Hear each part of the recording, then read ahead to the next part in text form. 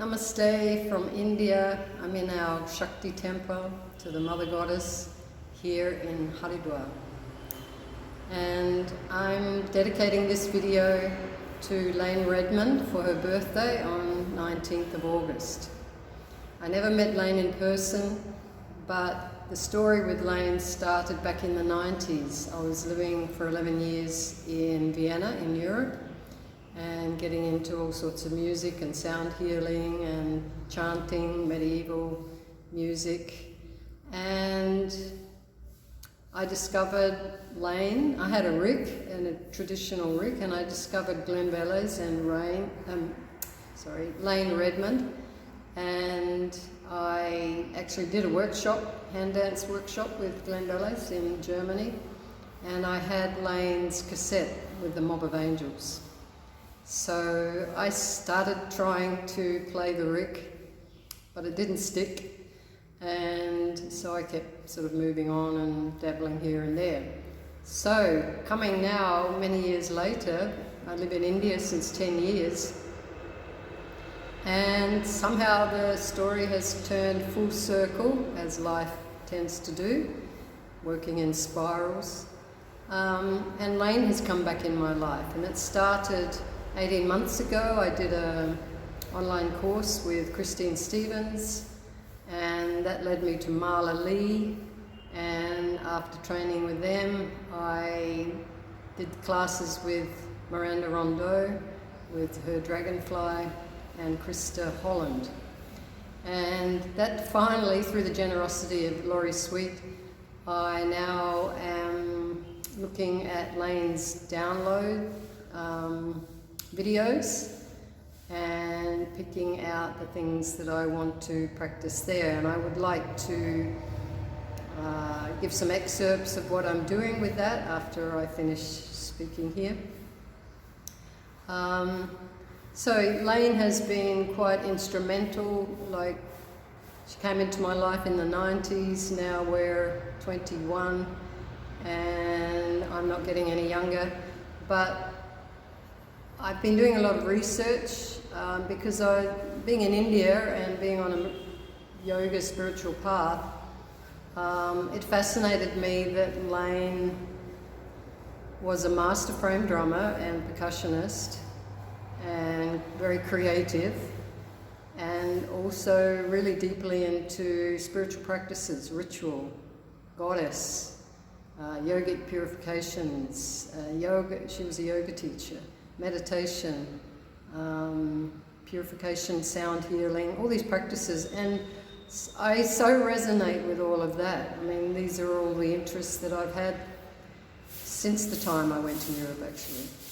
And so I find so many parallels. When I read her backstory, apart from the artistic part, which I'm not, I find so many things that I resonate with when I read through her story.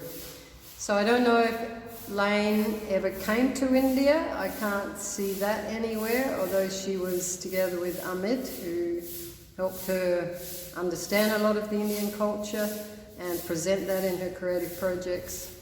And also she had an Indian guru, let's say, this Swami Bua. I think it was in New York, and she studied with him and learned a lot there. Obviously, she trained as a yoga teacher with Haridas and learned a lot there. And so she assimilated so much of the Indian tradition and the yogic practices, the practical part, and brought that into her life. And it radiated out through her drumming and through everything she did. And that's what she emphasizes, particularly in the last part of her life,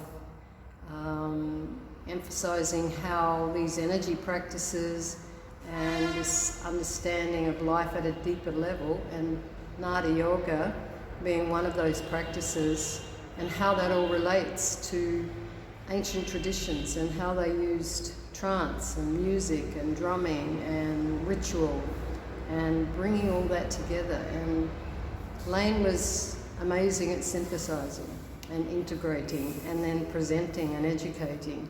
And her book has a attracted so many women.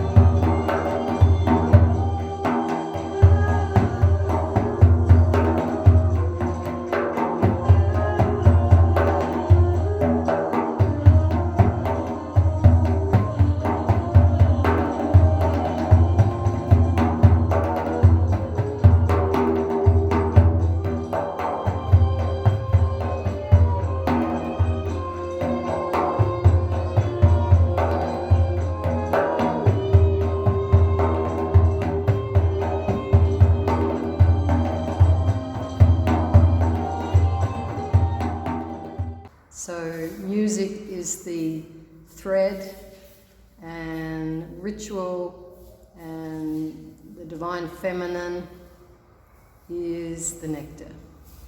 So I'll leave you with that, and I'm wishing Layne a happy birthday anniversary, and to know that her legacy lives on and that she's being inducted this year and being honoured for the role she played.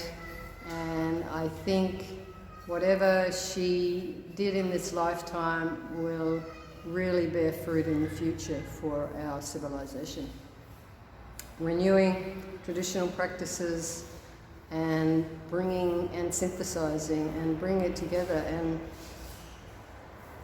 allowing people through yoga and music and creativity to tap into their own muse, their own inner voice, their own creative potential, and their own self, the true self. Thank you, Layne.